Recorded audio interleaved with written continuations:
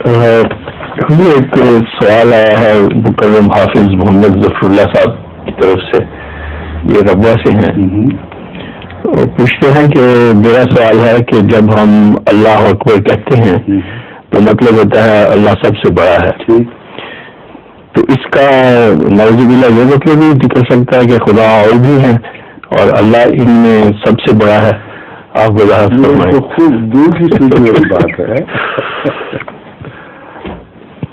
اللہ سب سے بڑا ہے، ہر چیز سے بڑا ہے، ہر خدا سے بڑا نہیں، خدا تو ہے ہی کوئی اس کے سوا، اس سے بڑا چھوٹے ہونے کی وجہ سے کوئی نہیں آتی۔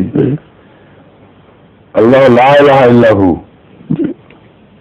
الہ کی نفی جب ہو چکی ہے واضح تو مقابلے میں الہ آتا ہی کوئی نہیں، تو اس لیے ہر چیز جو خدا کے سوا سے بڑا ہے۔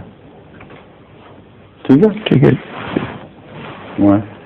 ظہور مہدی آخر